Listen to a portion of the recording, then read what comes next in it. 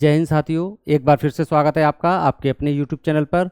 आज हम बात करेंगे भारत के संविधान के निर्माण और उसका निर्माण करने वाली संविधान सभा के बारे में। पिछले वीडियो में हमने बात की थी संविधान और उसके वर्गीकरण के बारे में। जैसा कि उत्पत्ति के आधार पर संविधान दो प्रकार के होते हैं, एक निर्मित संविधान और एक विकसित संविधान। भारत का संविधान एक निर्मित संविधान है जिसे एक संविधान सभा ने बनाया था। तो आज के वीडियो में हम उस संविधान सभा और उस संविधान सभा द्वारा निर्मित भारत के संविधान के बारे में बात करेंगे। आज का वीडियो भी दो पार्ट में होगा। पहला पार्ट थ्योरेटिकल होगा और दूसरा उससे जुड़े हुए महत्वपूर्ण 20 बहुविकल्पीय प्रश्न होंगे। तो चलिए शुरू करते हैं आज का वीडियो। भारतीय संविधान सभा और संविधान का निर्माण। भारत में संविधान की मांग या संविधान सभा की मांग एक प्रकार से राष्ट्रीय स्वतंत्रता की मांग थी, क्योंकि राष्ट्रीय स्वतंत्रता का यह स्वाभाविक अर्थ था कि भारत के लोग स्वयं अपने राजनीतिक भविष्य का निर्णय करें। संविधान सभा के सिद्धांत के दर्शन सर्वप्रथम 1895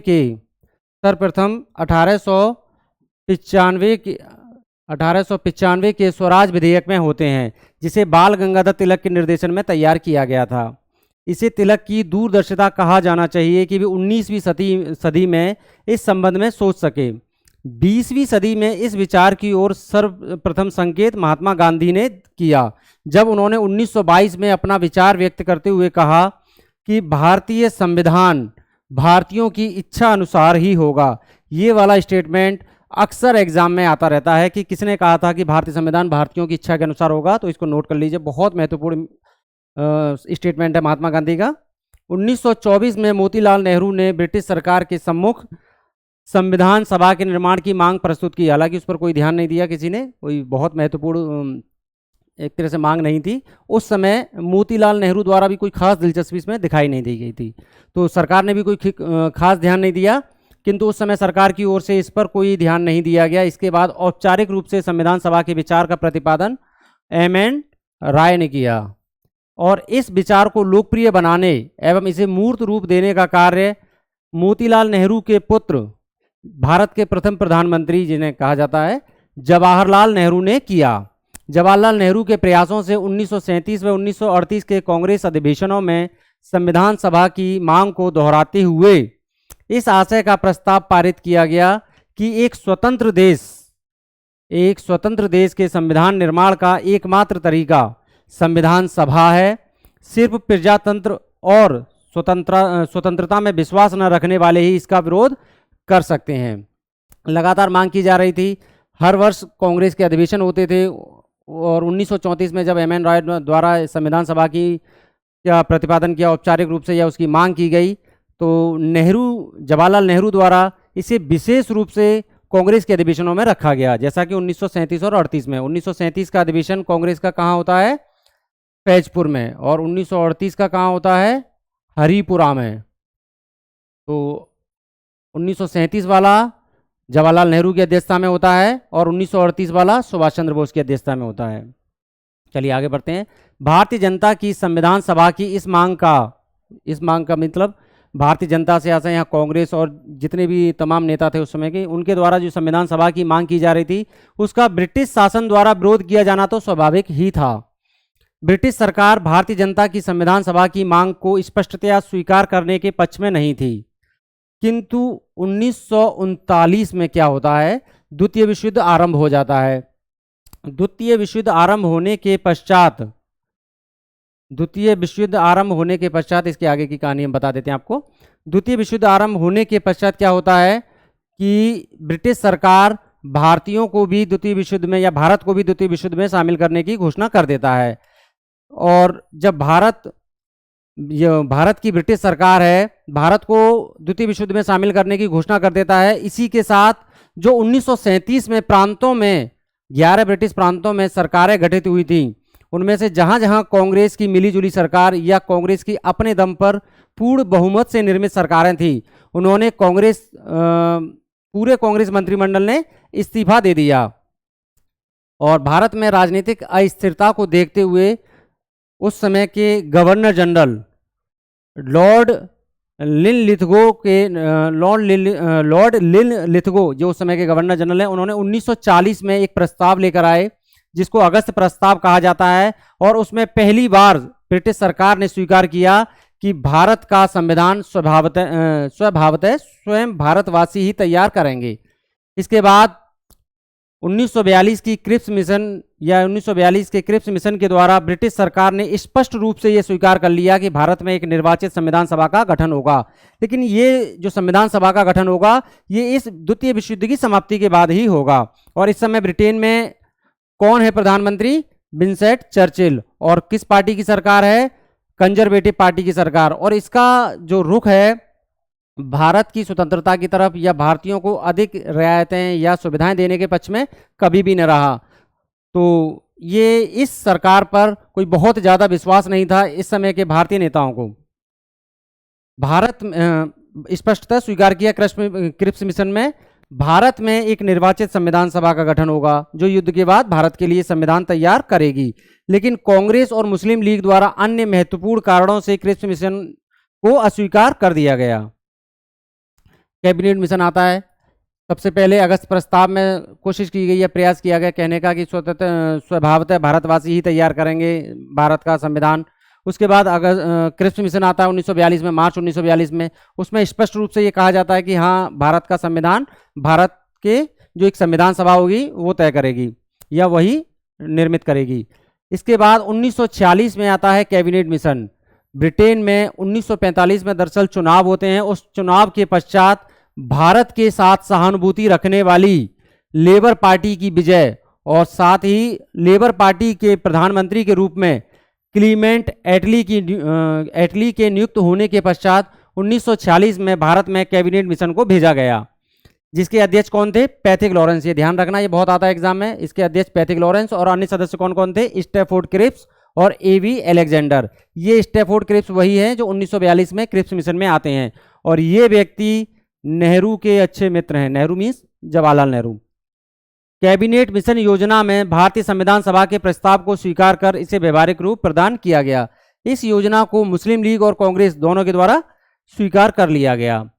इसी योजना के तहत मीन्स कैबिनेट मिशन योजना के तहत ही जुलाई 1946 में चुनाव होते हैं। पहले इसको पढ़ लेते हैं पूरा। कैबिनेट मिशन योजना के तहत 389 सदस्यों की संविधान सभा के गठन का निश्चय हुआ। इन 389 सदस्यों में से 11 ब्रिटिश प्रांत, इनके बारे में हम ही बात करेंगे आगे। 11 ब्रिटिश प्रांत कौन कौन से थे? 389 सदस्यों में से 292 सदस्य ब्रिटिश प्रांतों से थे और ये ब्रिटिश प्रांत कौन से थे? 11। 1 2 3 4 5 6 बिहार, 7 उड़ीसा, 8 बंगाल, 9 असम, 10 बंबई और 11 मद्रास। इनके अभी आपको मैप में दिखाएंगे कौन कौन से राज्य थे। 4 चीफ कमिश्नरी क्षेत्र थे, 4 सदस्य चीफ कमिश्नरी क्षेत्रों से।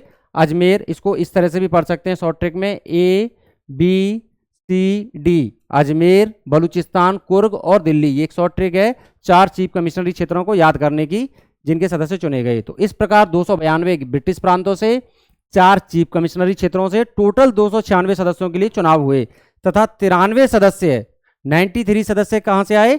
देशी रियासतों से।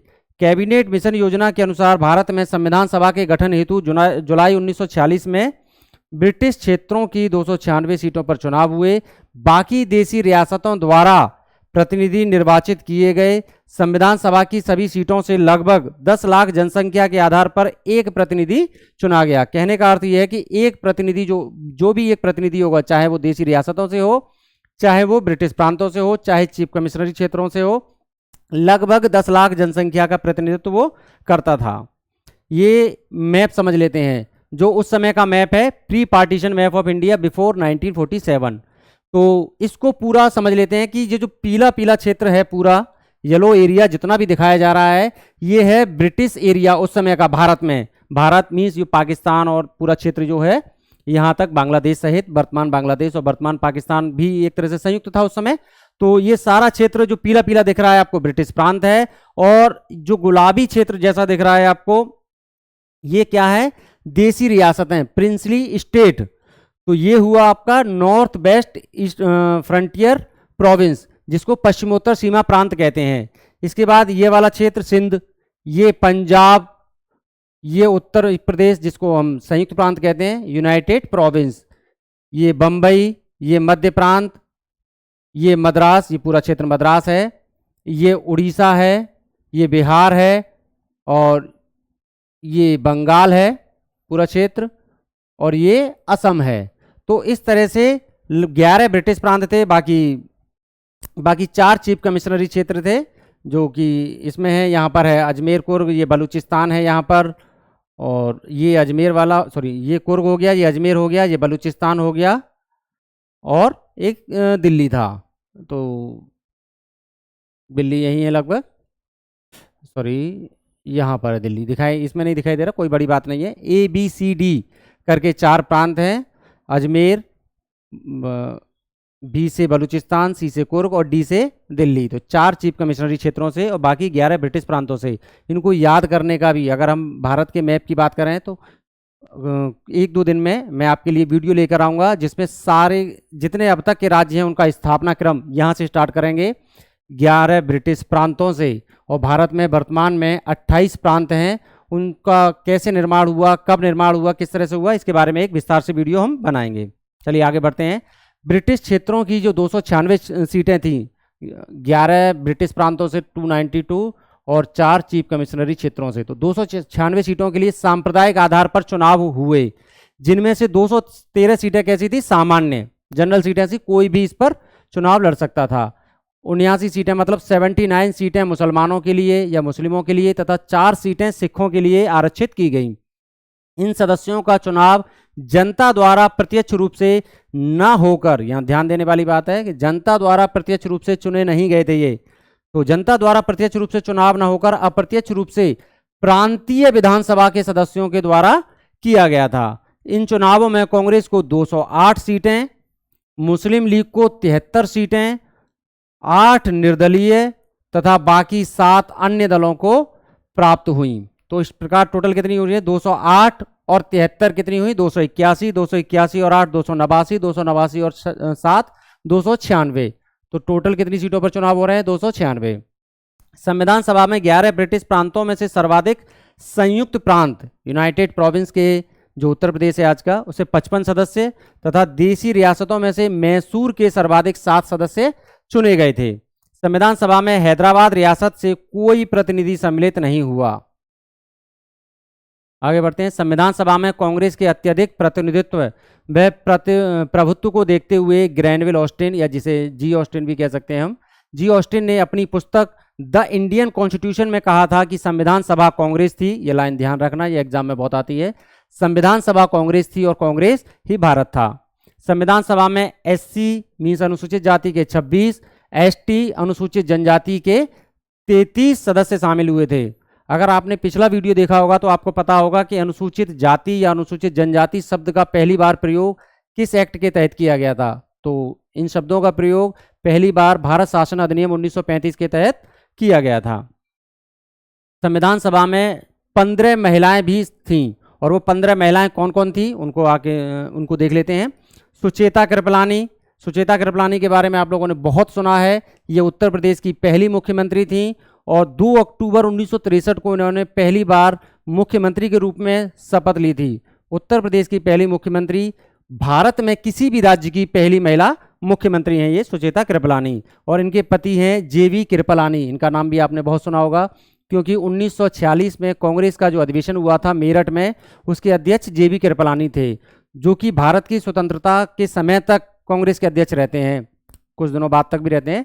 तो क्वेश्चन इस तरह से बहुत पूछा जाता है कि भारत की स्वतंत्रता के समय कांग्रेस का अध्यक्ष कौन था, तो इनके हस्बैंड मीन्स JV कृपलानी ही उस समय कांग्रेस के अध्यक्ष थे। दूसरे विजय लक्ष्मी पंडित, जवाहरलाल नेहरू की बहन है। ये भी ध्यान रखना है आपको कहाँ से चुनी गई। सुचेता कृपलानी उत्तर प्रदेश से, विजय लक्ष्मी पंडित उत्तर प्रदेश से, कमला चौधरी उत्तर प्रदेश से, पूर्णिमा बनर्जी उत्तर प्रदेश से, बेगम एजाज रसूल उत्तर प्रदेश से, सरोजनी नायडू, ये गलत लिखा हुआ है सॉरी, ये ध्यान रखें इस बात का कि सरोजनी नायडू कहाँ से चुनी गई हैं, बिहार से। और इनके बारे में एक इंटरेस्टिंग फैक्ट बताते हैं कि ये आपको पता होगा लेकिन जो आगे की बात मैं बताने जा रहा हूँ वो नहीं पता होगा, हो सकता है ऐसा।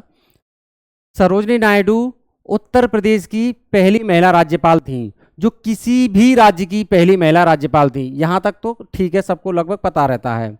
इसके आगे की बात ये बताते हैं कि इनकी मृत्यु 2 मार्च 1949 को हो जाती है। तो इस प्रकार जब संविधान लागू होता है 26 जनवरी 1950 को, तो संविधान लागू होने के बाद किसी भी राज्य की पहली महिला राज्यपाल कौन होती हैं? तो वो कौन है? वो इन्हीं की पुत्री पद्मजा नायडू 1956 में बनती हैं पश्चिम बंगाल की राज्यपाल।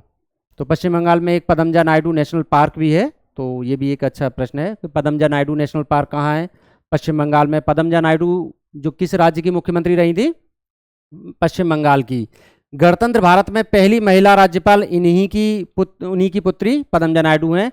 लेकिन भारत में पहली महिला राज्यपाल होने का श्रेय किसे जाता है? सरोजिनी नायडू को। लेकिन ये संविधान सभा में किस राज्य से चुनी गई थी? बिहार से। राजकुमारी अमृता कौर मध्य प्रांत से, मालती चौधरी उड़ीसा से, हंसा मेहता बंबई से, जी दुर्गाबाई मद्रास से, अम्मू स्वामीनाथन मद्रास से, दक्षियानी बेलायुधन ये एससी महिला हैं, दक्षियानी बेलायुधन। लीला राय पश्चिम बंगाल से, रेणुका राय पश्चिम बंगाल से, ऐना मस्करिनी ये भी बहुत महत्वपूर्ण है। दरअसल ये देखिए, ध्यान दीजिए, त्रावणकोर क्या है? एक देसी रियासत है। तो एकमात्र महिला जो किसी देसी रियासत से चुनी गई वो कौन थी? ऐना मस्करिनी। कहीं कहीं एनी मस्करिनी भी लिखा रहता है, तो इसको बहुत ज़्यादा कंफ्यूज नहीं होना इस बात पर। तो ये 15 महिलाएं थी जिनमें काफ़ी महत्वपूर्ण प्रश्न आते हैं। दक्षियानी बेलायुधन ये एकमात्र ऐसी महिला हैं। ऐना मस्करिनी एकमात्र देसी रियासतों से चुनी जाने वाली महिला हैं। उड़ीसा से चुनी जाने वाली मालती चौधरी, इन्होंने उत्कल प्रांतीय किसान सभा की स्थापना की थी, ये भी बहुत आता है एग्जाम में। संविधान सभा की कार्यप्रणाली, आखिर संविधान सभा ने किया गया। संविधान सभा की संरचना हमने पढ़ ली है। संविधान सभा की पहली बैठक 9 दिसंबर 1946 को नई दिल्ली में हुई। नई दिल्ली के जो संसद भवन है उसके सेंट्रल लाइब्रेरी है, सेंट्रल हॉल है, उसमें हुई 1946 को नई दिल्ली में हुई। तथा इसी दिन संविधान सभा के अस्थायी अध्यक्ष, ध्यान दें ऑफिशिएटिंग हैं, अस्थायी अध्यक्ष कौन थे? डॉक्टर सच्चिदानंद सिन्हा। 9 दिसंबर 1946 को मुस्लिम लीग ने बैठक का बहिष्कार करते हुए पाकिस्तान के लिए बिल्कुल अलग संविधान सभा की मांग प्रारंभ कर दी, जिसके कारण मुस्लिम लीग इसमें शामिल ही नहीं हो पाती है।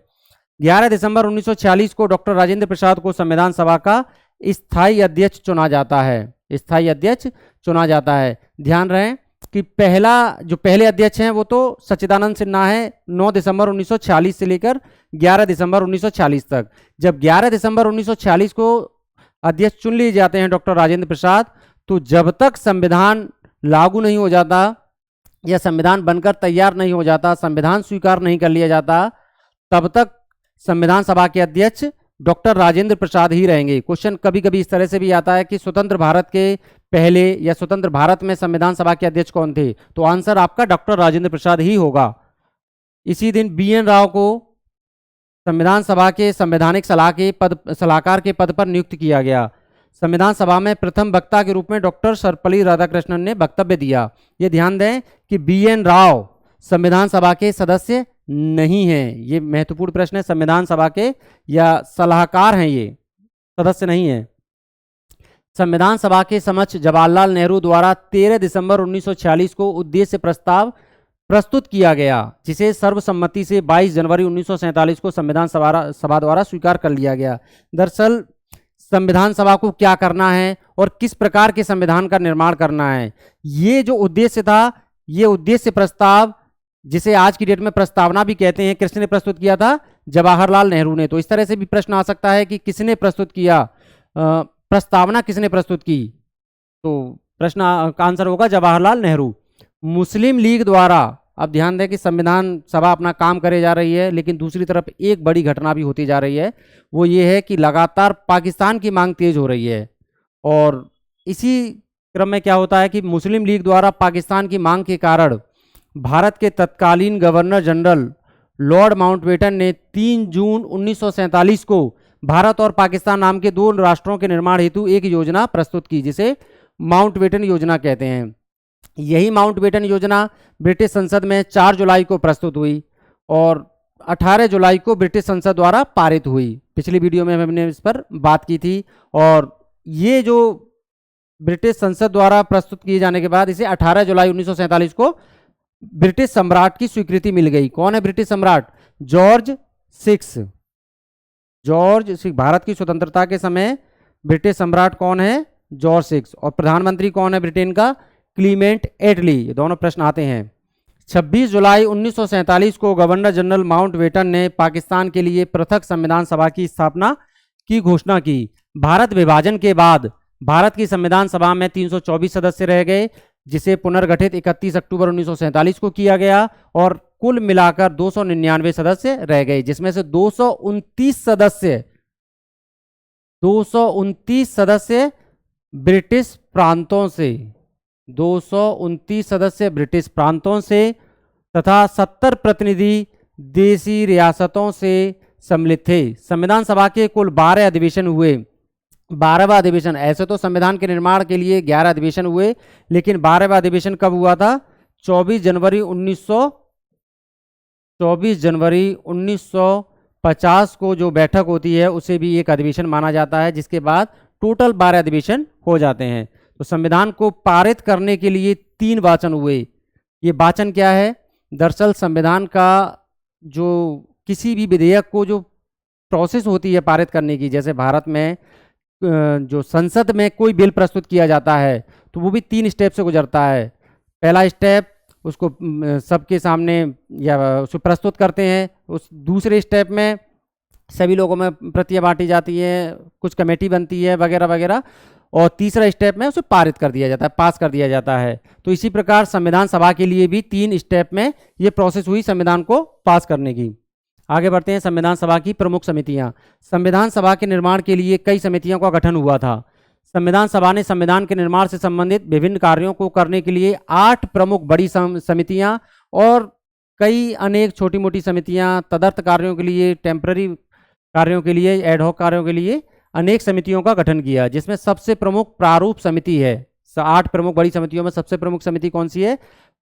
प्रारूप समिति, ड्राफ्टिंग कमेटी भी कहते हैं इसको, और इससे सबसे ज़्यादा क्वेश्चन आते हैं एग्जाम में। समितियों से संबंधित अगर कोई क्वेश्चन आएगा तो सबसे ज़्यादा प्रारूप समिति से आएगा, जिसके अध्यक्ष कौन थे? Doctor BR Ambedkar. और इसकी स्थापना कब हुई थी? 29 अगस्त 1947 को। डॉक्टर अम्बेडकर प्रारूप समिति के अध्यक्ष थे। बाकी अन्य सदस्य कौन कौन थे? N. गोपालास्वामी, अल्लादी कृष्णास्वामी अय्यर, मोहम्मद सादुल्ला, KM मुंशी, इनका नाम कन्हैयालाल मानिकलाल मुंशी है, N. माधवराव। दरअसल N. माधवराव प्रारंभ में शामिल नहीं थे इसमें। BL मित्तर एक सदस्य थे जो स्वास्थ्य कारणों से जिन्हें त्यागपत्र दे दिया, उसके बाद उनके स्थान पर N. माधवराव को बनाया गया। इसी प्रकार एक सदस्य थे DP खेतान। DP खेतान की मृत्यु के बाद TT कृष्णमाचारी को सदस्य बनाया गया। तो क्वेश्चन इस तरह से भी पूछा जाता है कि डॉक्टर अंबेडकर के अतिरिक्त कितने सदस्य थे? तो डॉक्टर अंबेडकर अध्यक्ष हो गए, सदस्य कितने हो गए? 1 2 3 4 5 और 6, टोटल 7 सदस्य डॉक्टर अंबेडकर सहित। चलिए आगे बढ़ते हैं। इसके अलावा भी कुछ समितियां देख लेते हैं। प्रारूप समिति के अतिरिक्त गठित अन्य प्रमुख समिति कौन कौन सी हैं? एक संघ शक्ति समिति थी, इसके अध्यक्ष जवाहरलाल नेहरू। संघ संविधान समिति जवाहरलाल नेहरू। प्रांतीय संविधान समिति सरदार वल्लभ भाई पटेल। मौलिक अधिकार एवं अल्पसंख्यकों के मामलों से संबंधित और जनजातीय तथा बहिष्कृत क्षेत्रों के लिए सलाहकार समिति के अध्यक्ष कौन थे? सरदार वल्लभ भाई पटेल। अब इस समिति की कुछ उप समितियां भी थीं। इस समिति की कुछ उप समितियां में थी, जिनमें से 2 उप समिति बहुत प्रमुख हैं। एक तो मौलिक अधिकारों से संबंधित और एक अल्पसंख्यक मामलों से संबंधित। तो मौलिक अधिकारों से संबंधित उप समिति के अध्यक्ष कौन है? JB कृपलानी। आजकल यही प्रश्न आ रहे हैं। और अल्पसंख्यकों के मामलों से संबंधित उप समिति के अध्यक्ष कौन है? HC मुखर्जी। ये कोई हरिश्चंद्र मुखर्जी नहीं है। HC मुखर्जी हरिश्चंद्र मुखर्जी नहीं है, ये है हरेंद्र कुंवर मुखर्जी। हरेंद्र कुंवर मुखर्जी।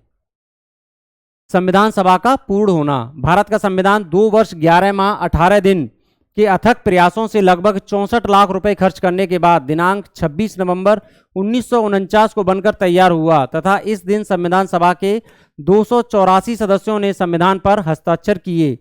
संविधान को दिनांक 26 नवंबर 1949 को अंगीकृत, अधिनियमित तथा आत्मार्पित किया गया।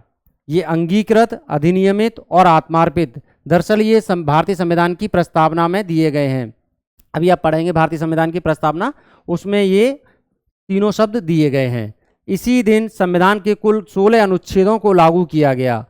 अनुच्छेद 5, 6, 7, 8, 9, 60, 324, 366, 367, 379, 380, 388, 391, 392, 393 और 394 खुद ये बताता है कि ये अनुच्छेद लागू होंगे इस अनुच्छेद के साथ, तो ये भी लागू होता है साथ ही साथ। इस प्रकार टोटल 16 अनुच्छेद उसी दिन लागू हो जाते हैं, उसी दिन लागू कर दिया गया। हालांकि 26 नवंबर 1949 को संविधान को पूर्ण रूप से लागू नहीं किया गया। क्यों नहीं लागू किया गया भाई, इसको समझते हैं।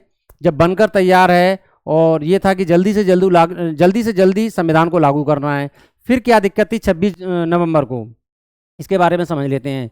दरअसल इस एक तिथि है 26 जनवरी। इस तिथि से कांग्रेस को बहुत लगाव था। कांग्रेस से ज़्यादा लगाव या कांग्रेस के साथ साथ जवाहरलाल नेहरू को इस तिथि से बहुत लगाव था। ऐसा क्यों? क्योंकि 1929 में कांग्रेस के जो अधिवेशन हुआ था लाहौर में, उसमें पूर्ण स्वराज्य की मांग की गई थी। ये प्रश्न बहुत महत्वपूर्ण है कि पूर्ण स्वराज्य की मांग कब की गई, तो पहली बार कांग्रेस के अधिवेशन में, तो 1929 के लाहौर अधिवेशन में, जिसके अध्यक्ष जवाहरलाल नेहरू थे। उसमें ये तय किया गया कि आने वाली 26 जनवरी को, तो आने वाली 26 जनवरी कब है, क्योंकि दिसंबर 1929 में अधिवेशन हुआ है, तो आने वाली जनवरी जो 26 होगी वो 1930 में होगी। तो 26 जनवरी 1930 को पूर्ण स्वतंत्रता दिवस के रूप में मनाए जाने की घोषणा कांग्रेस करती है और उस दिन स्वतंत्रता दिवस मनाती भी है। तब से लेकर कांग्रेस आज़ाद होने तक, भारत के स्वतंत्र होने तक प्रत्येक वर्ष 26 जनवरी को स्वतंत्रता दिवस मनाती रही। भारत आज़ाद हो गया 15 अगस्त 1947 को, तो वो जो तिथि कांग्रेस और नेहरू दोनों से जुड़ी हुई थी, उस तिथि को सम्मान देने के लिए या उस तिथि की याद को संजोए रखने के लिए संविधान को 26 जनवरी 1950 को, आने वाले ठीक 2 महीने बाद, लागू करने का निश्चय किया गया और संविधान सभा के सदस्यों ने भी इसे सहर्ष स्वीकार कर लिया। संविधान का लागू होना। संविधान सभा के निर्माण हेतु यद्यपि 11 अधिवेशन हुए थे, जैसा कि मैंने पहले बताया, किंतु दिनांक 24 जनवरी 1950 को भारत के संविधान पर अंतिम रूप से हस्ताक्षर करने हेतु जो अधिवेशन हुए थे उसे 12वें अधिवेशन के रूप में जाना जाता है। 24 जनवरी 1950 को भी संविधान सभा में 2 व्यक्ति, दरअसल संविधान सभा में लोगों के शामिल होने, लोगों की मृत्यु, निरंतरता, ये चीज़ चल रही थी। तो 24 जनवरी 1950 को भी 2 लोग शामिल होते हैं। एक तो हिमाचल प्रदेश से शामिल होते हैं यशवंत सिंह परमार, और बंबई से शामिल होते हैं रत्नप्पा भरप्पा कुंभार। ये थोड़ा नाम कठिन है, कोई बात नहीं, रत्नप्पा भरप्पा कुंभार। और यशवंत सिंह परमार के बारे में एक बात कर लेते हैं। यशवंत सिंह परमार हिमाचल प्रदेश के प्रथम मुख्यमंत्री थे। तो प्रथम मुख्यमंत्री हिमाचल प्रदेश के कौन थे? यशवंत सिंह परमार। लेकिन यशवंत सिंह परमार हिमाचल प्रदेश के अभी मुख्यमंत्री नहीं बनेंगे जब संविधान लागू होगा। क्यों? क्योंकि हिमाचल प्रदेश अभी राज्य के रूप में अस्तित्व में आया ही नहीं है। ये राज्य के रूप में आएगा 1971 में, तब जाकर पहले मुख्यमंत्री वहाँ के बनेंगे। 25 जनवरी 1971 को शिमला बने, वो हिमाचल प्रदेश राज्य के रूप में आएगा अस्तित्व में। इसी दिन मतलब 24 जनवरी 1950 को संविधान सभा द्वारा राष्ट्रीय गान और राष्ट्रीय गीत को अपनाया गया। तो ध्यान दें, राष्ट्रीय गान कौन सा है? जनगण मन अधिनायक जय हो, और राष्ट्रीय गीत वंदे मातरम को अपनाया गया। 24 जनवरी 1950 को ही डॉक्टर राजेंद्र प्रसाद को भारत का राष्ट्रपति के रूप में चुन लिया गया। हालांकि राष्ट्रीय ध्वज को पहले ही 22 जुलाई 1947 को राष्ट्रीय ध्वज के रूप में स्वीकार कर लिया गया था। 22 जुलाई को, हालांकि ये 24 जनवरी को भी हो सकता था, लेकिन 15 अगस्त को भारत का राष्ट्रीय ध्वज फहराया जाना था, तो उससे पहले राष्ट्रीय ध्वज का बना जाना अनिवार्य था। तो इसलिए 22 जुलाई को संविधान सभा के द्वारा राष्ट्रीय ध्वज को स्वीकार कर लिया गया। आगे बढ़ते हैं। 26 जनवरी के दिन 1950 को भारतीय संविधान को पूर्ण रूप से लागू कर दिया गया। अंतिम रूप से लागू संविधान में 22 भाग, 395 अनुच्छेद और 8 अनुसूचियां हैं। वर्तमान में 25 भाग, हालांकि इसे हम 22 भाग भी कह सकते हैं। इसके बारे में हम और विस्तार से किसी वीडियो में बात कर रहे होंगे कि 25 भाग क्यों और 22 भाग क्यों, हो सकता है कल ही बात कर रहे हो। 25 भाग, 450 से ज़्यादा अनुच्छेद और 12 अनुसूचियां हैं।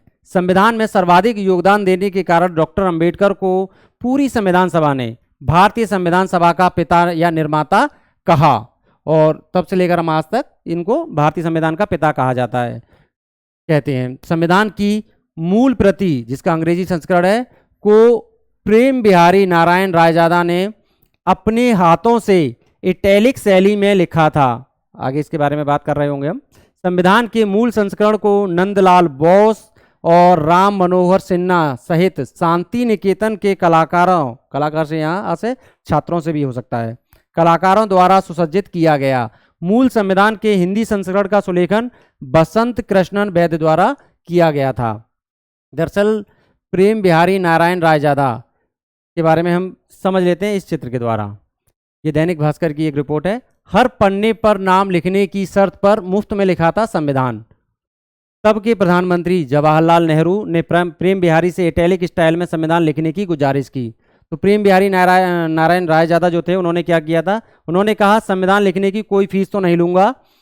उन्होंने हर पेज पर अपना नाम और अंतिम पेज पर अपने गुरु और दादा मास्टर राम प्रसाद जी सक्सेना का नाम लिखने की शर्त रखी और इसको मान भी लिया गया। ये देखिए, ये नाम लिखा हुआ है यहाँ पर संविधान सभा के पेज पर।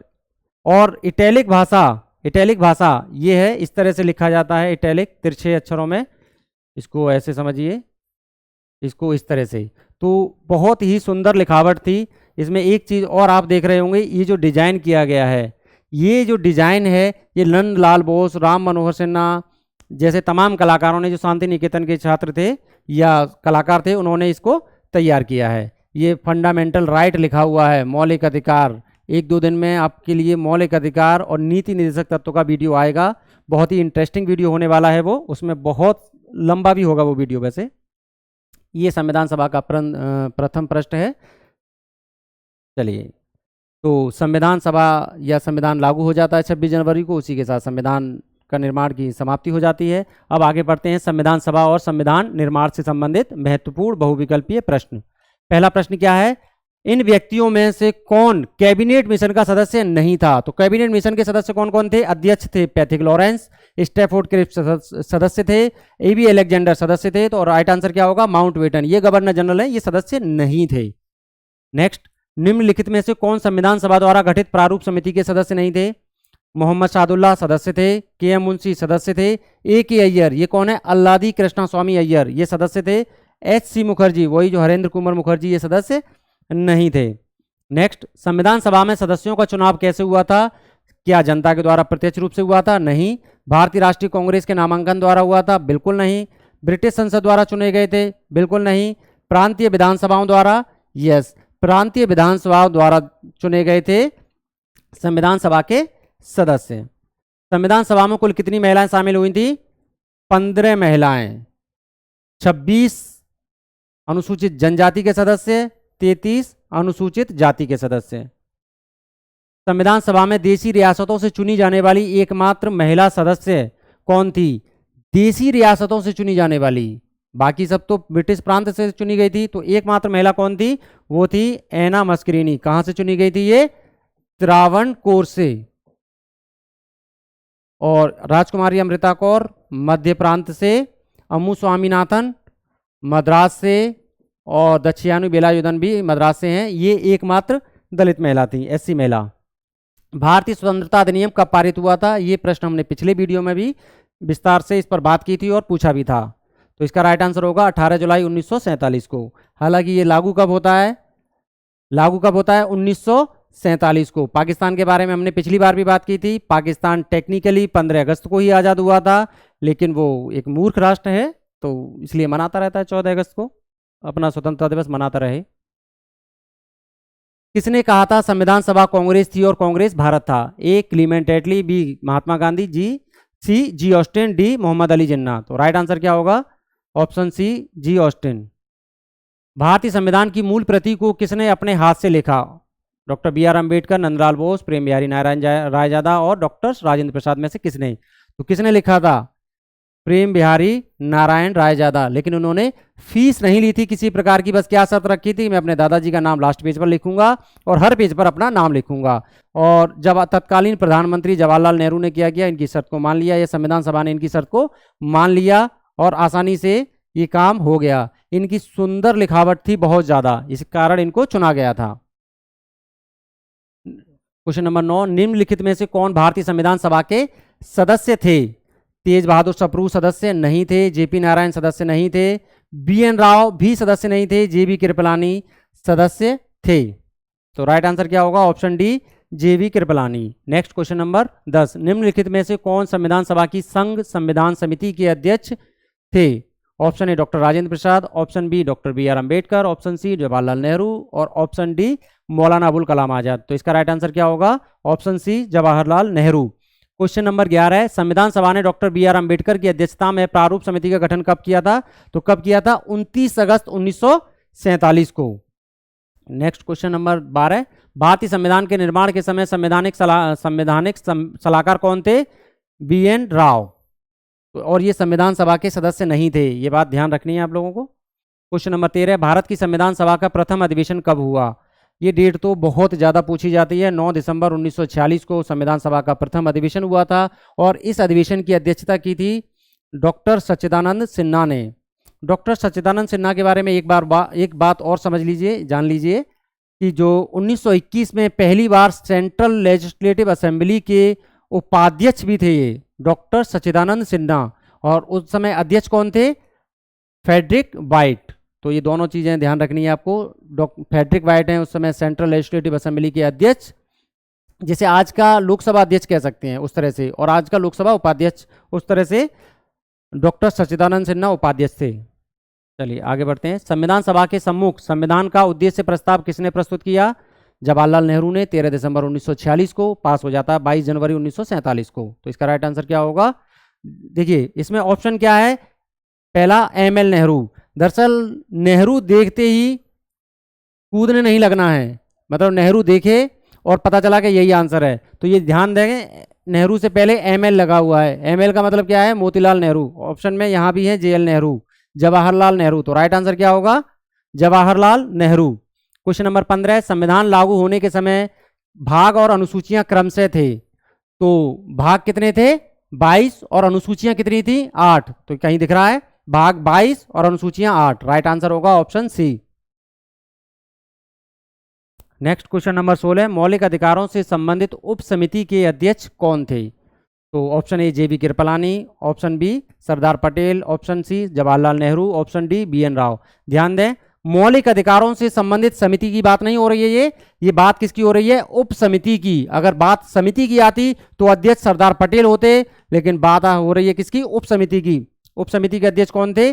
जेबी कृपलानी। 2 उप समितियों की मैंने उस समय बात की थी, एक मौलिक अधिकार जेबी कृपलानी और एक अल्पसंख्यकों से संबंधित उप समिति, उसके अध्यक्ष एच.सी. मुखर्जी थे। क्वेश्चन नंबर 17, यह किसका कथन है कि भारतीय संविधान भारतीयों की इच्छा के अनुसार ही होगा? तो भारतीय संविधान भारतीयों की इच्छा के अनुसार होगा, ये किसने कहा था? 1922 में महात्मा गांधी ने। तो राइट आंसर होगा ऑप्शन सी महात्मा गांधी। क्वेश्चन नंबर 18, संविधान सभा द्वारा राष्ट्रध्वज को कब स्वीकार किया गया?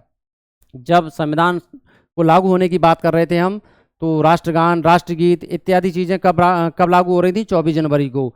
लेकिन भारत की स्वतंत्रता 15 अगस्त को, भारत को स्वतंत्रता 15 अगस्त को मिल गई, तो 15 अगस्त से पहले ही राष्ट्रध्वज तैयार करना या स्वीकार करना अनिवार्य था। तो ऐसी स्थिति में इसमें कौन सी तिथि है जो 1947 से पहले है? एक तो ये और एक ये। तो 22 जनवरी को उद्देश्य प्रस्ताव पास होता है और 22 जुलाई को क्या होता है? 22 जुलाई 1947 को राष्ट्रध्वज को स्वीकार कर लिया जाता है। क्वेश्चन नंबर 19, संविधान सभा के लिए हुए चुनावों में मुस्लिम लीग को कितनी सीटें प्राप्त हुई? 213 तो है नहीं, 208 है नहीं, इसमें कन्फ्यूजन आप लोगों को हो सकता है। ये 79 सीटें दरअसल मुसलमानों के लिए आरक्षित थी और 73 सीटें मुस्लिम लीग को प्राप्त हुई थी। तो राइट आंसर क्या होगा? Option D. कांग्रेस को 208 प्राप्त हुई थी, कांग्रेस को 208 प्राप्त होती हैं और 213 सामान्य वर्ग के लिए आरक्षित थी। आरक्षित नहीं थी, 213 सामान्य के लिए थी और 79 मुस्लिमों के लिए, 4 सिखों के लिए। तो इस प्रकार टोटल सीटें कितनी थी? 296। नेक्स्ट क्वेश्चन नंबर 20, संविधान सभा द्वारा संविधान को 26 नवंबर 1949 को क्या किया गया? लागू किया गया, अंगीकृत किया गया, अधिनियमित किया गया या आत्मार्पित किया गया? क्योंकि भारत का संविधान कब लागू किया गया? 26 जनवरी 1950 को। तो तीनों अंगीकृत किया गया, अधिनियमित किया गया और आत्मार्पित किया गया। दरअसल ये प्रश्न इस तरह से होना चाहिए कि संविधान सभा द्वारा संविधान को 26 नवंबर 1949 को क्या नहीं किया गया। पूरा प्रश्न ये है, क्या नहीं किया गया। तो क्या नहीं किया गया, संविधान को लागू किया गया। तो ये इसका राइट आंसर होगा, क्योंकि यही एकमात्र गलत है, बाकी सब सही है। और ये सारी जो लाइनें हैं, अंगीकृत किया गया, अधिनियमित किया गया, आत्मार्पित किया गया, ये कहाँ पर है, ये भारतीय संविधान की प्रस्तावना में है। प्रस्तावना ये लिखी हुई है, हम भारत के लोग भारत को एक संपूर्ण प्रभुत्व संपन्न समाजवादी पंथनिरपेक्ष लोकतंत्रात्मक गणराज्य बनाने के लिए तथा उसके समस्त नागरिकों को सामाजिक आर्थिक और राजनीतिक न्याय, सामाजिक आर्थिक और राजनीतिक न्याय, 3 प्रकार के न्याय, विचार, अभिव्यक्ति, विश्वास, धर्म और उपासना की स्वतंत्रता, 5 प्रकार की स्वतंत्रता, प्रतिष्ठा और अवसर की समान समता प्राप्त कराने के लिए 2 प्रकार की समता तथा उन सब में व्यक्ति की गरिमा और राष्ट्र की एकता और अखंडता सुनिश्चित करने वाली बंधुता बढ़ाने के लिए दृढ़ संकल्प होकर अपनी इस संविधान सभा में आज दिनांक 26 नवंबर 1949 ईस्वी मितमार्ग शीर्ष शुक्ल सप्तमी संवत 2006 विक्रमी को एतद द्वारा इस संविधान को अंगीकृत अधिनियमित और आत्मार्पित करते हैं। तो यही था। इस प्रस्तावना में अब तक 1 बार संशोधन हो चुका है, ये ध्यान रहे इस बात का कि वो शब्द कौन कौन से जोड़े गए, एक तो समाजवादी, पंथ निरपेक्ष और ये और अखंडता शब्द पूरा जोड़ा गया था।